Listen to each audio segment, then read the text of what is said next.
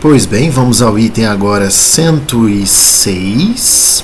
106. Ele diz assim: se o volume de 1 litro de terebentina tiver a temperatura de ebulição, então a vaporização completa desse líquido consumirá menos de 40 quilocalorias. Vamos lá, olha só. Imagine que eu tenho aqui um objeto sólido. Vamos colocar nesse formato aqui. Então o estado dele é sólido, bonitinho. E aí ele está a uma certa temperatura que eu desconheço, vamos chamar de T0, sei lá, pode ser 10 graus, 15 graus, uma temperatura qualquer. Bom, e aí vamos supor que eu comece a esquentar esse corpo. Eu vou esquentar esse corpo, vou esquentando, até que vai chegar uma hora que ele vai atingir uma certa temperatura, chamada temperatura de fusão. Temperatura de fusão, só para a gente lembrar, é aquela em que o corpo muda o seu estado de sólido para líquido. Então, ao chegar nessa temperatura, nós teremos uma mudança de estado físico. Esse objeto vai passar a estar no estado de gotinhas. Vamos colocar aqui gotinhas, por exemplo, só para representar o estado líquido.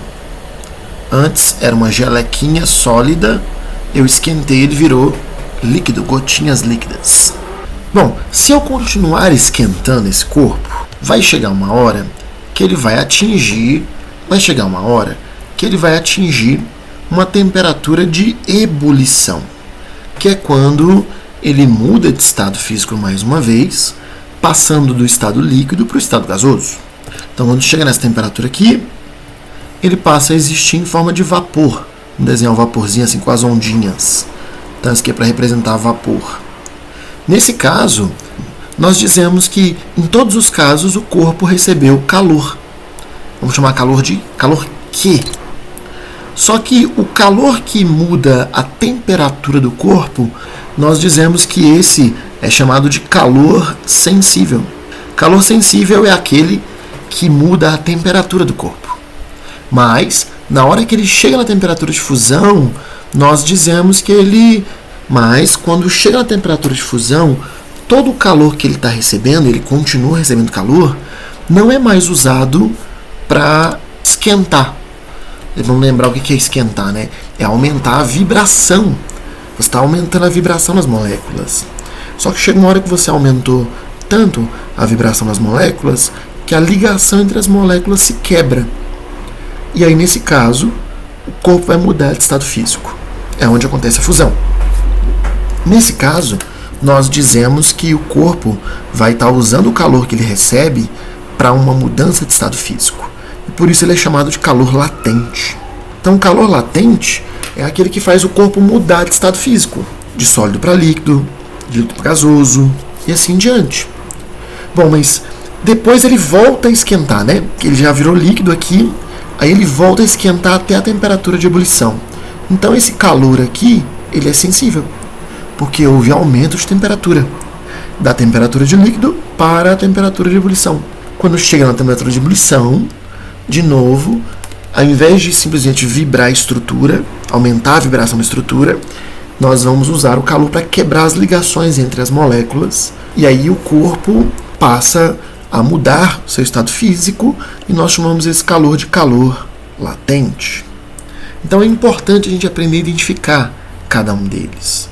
O calor que o corpo recebe, que provoca a variação de temperatura, é o calor sensível, que é calculado fazendo massa do corpo vezes o calor específico do corpo, que é o que diz o ritmo com que ele esquenta. O calor específico, se ele é muito baixo, quer dizer que qualquer energia que o corpo está recebendo, ele já está esquentando. Enquanto que o calor específico alto é o contrário. Ele precisa receber muito calor, muita energia, para esquentar. Então, o calor específico diz com que ritmo aquele corpo esquenta, vezes a variação de temperatura. Enquanto que o calor latente, aí esse não, depende da massa do corpo, vezes o coeficiente de calor latente, que é o que diz quanto de calor ele precisa para mudar o seu estado físico. Então, por exemplo, digamos que o corpo tenha calor latente baixo. Quer dizer que qualquer calor que você der para esse corpo, ele está mudando de sólido para líquido, líquido para gasoso e assim em diante. Já tem corpos que tem muita dificuldade de mudar o estado físico. Você esquenta e ele não derrete, você esquenta e ele não evapora. Aí nesse caso, o calor latente é alto. Inclusive nós temos até frasezinhas para ajudar você a decorar. Calor sensível é que macete. Que macete. Enquanto que o calor latente é o que mole. Que mole e que macete. Vamos lá. 106 diz então que o corpo ele já está na temperatura de ebulição. Então, se ele já está na temperatura de ebulição, quer dizer que não vai esquentar para chegar lá. Ele já está lá.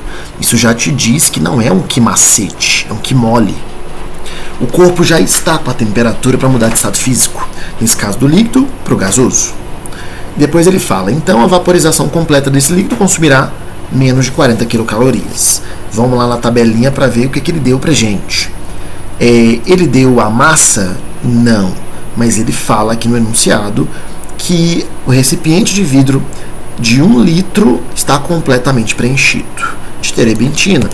Então, essa massa aqui, ela não é 1 litro, mas ela é correspondente a 1 litro.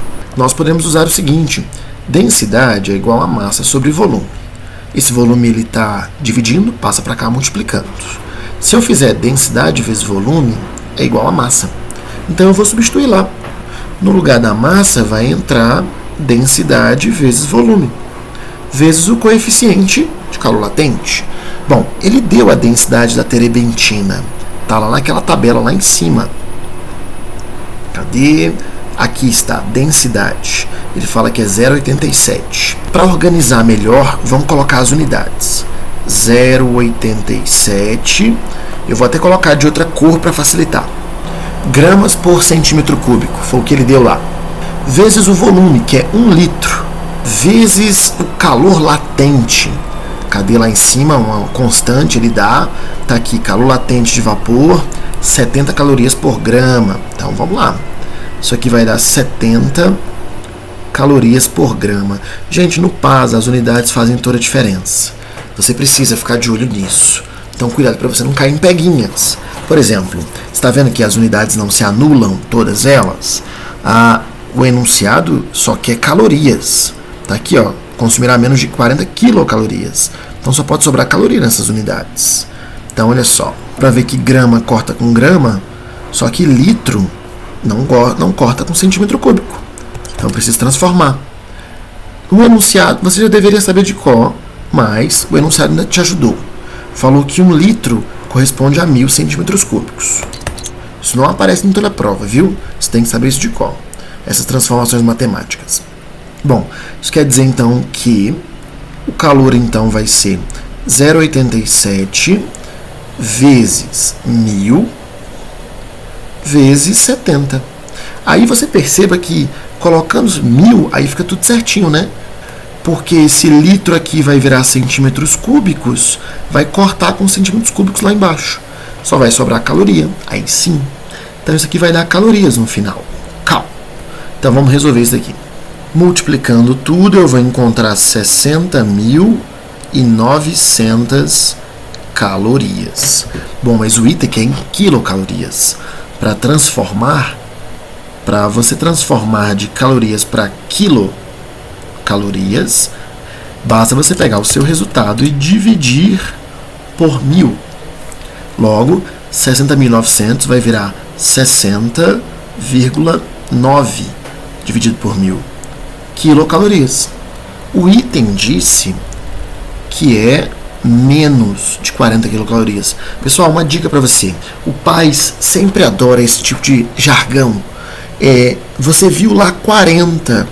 Aí você fala, poxa, você já vai julgar o item só pelo número que você olhou. Não pode. Esse mesmo item, se ao invés de menos viesse mais, ele seria certo. Então cuidado. O PAS adora esse negócio de menos do que esse valor, é menor do que esse valor, maior do que aquele valor. Então fica de olho nisso. Bom, o item está errado porque ele falou que é menor e deu 60,9, não é menor, né? Só que fica de olho. Se falasse maior, seria certo.